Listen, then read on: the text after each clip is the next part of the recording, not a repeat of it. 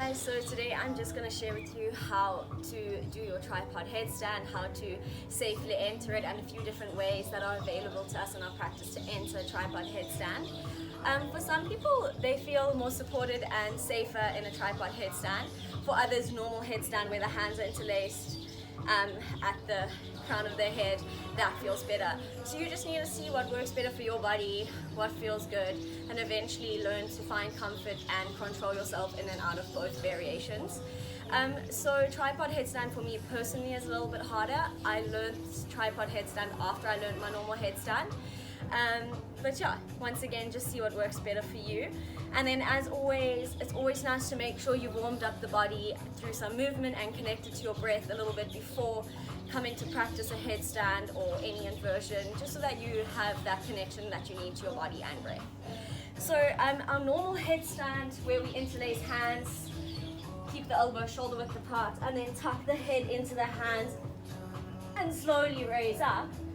We are a little bit more supported with the neck, whereas in our tripod headstand, where the hands come to rest 90-degree chaturanga bend into the arms, and then we slowly raise up, the neck isn't as supported. So if we have to go over, our neck's in a little bit more of a vulnerable position. So just keeping that in mind, making sure that you keep that core strong and engaged when practicing tripod headstand, and keep that chin tucked in so that you're not injuring that neck in any way. Okay, so I'm going to walk through the basics of headstand, 4 basic ways to enter it, and then I think 1 or 2 variations and other ways to incorporate it into your practice. Okay, remembering that the wall is always available there for you to use, especially if you are a little bit fearful in your inversions. Use the wall, it's there to help you, and eventually you'll find yourself not needing it. So setting up for our tripod headstand, fingers are spread wide on the mat, arms, hands are shoulder width apart, and then we start to bend the arms, keeping the elbows squeezing into the body, forming a chaturanga bend in the arms, placing the crown of head just in front of the hands, forming a triangle base with the hands and the head. From here we start to lift the hips high, and then we walk the feet as close to our body as we can, making sure that the elbows are still squeezing in, fingers still spread wide. From here, maybe we're going to tuck one knee into the chest, other knee into the chest, and then slowly and controlled, stack hips above shoulders, send feet above hips, engage core, keep chin tucked in towards chest, neck is long, breath is still steady.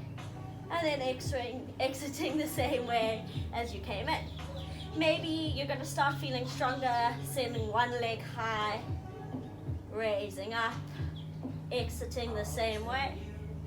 Maybe eventually you're going to build the strength to float both legs up, engage core, tuck tailbone, energy right through to the tips of the toes, and then slowly lowering down.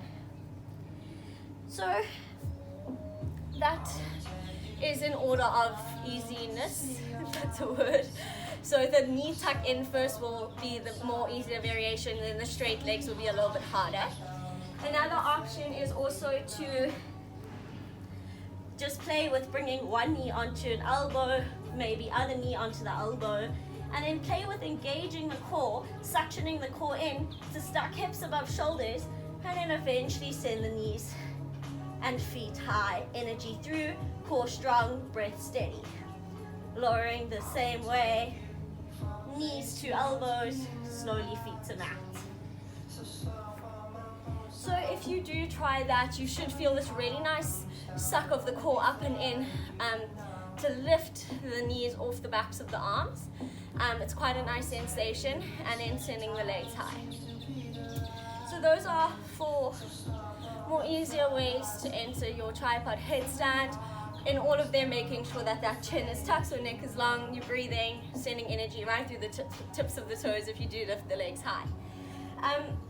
Then a fun variation and a way to see how tripod headstand can incorporate into our practice is through a transition from crow to tripod headstand, and then maybe back to crow. I do have a tutorial on this on my IGTV if you are wanting to learn it, but I'm just going to quickly show you what that is. So coming to your crow pose, slowly and controlled, lowering the head, suctioning the thighs into belly, sending the feet high, moving with breath, bringing knees down and transitioning back crow. So a nice way to just play with this as well, the sensation of being on the head, is to just come to crow, lower the head, maybe just hop the knees off the elbows, lower them down, try transition back to crow. So yeah, something nice to play with as well. And then very often in our practice, teachers will say if tripod headstand is in your class, you can float up to it from a wide-legged forward fold.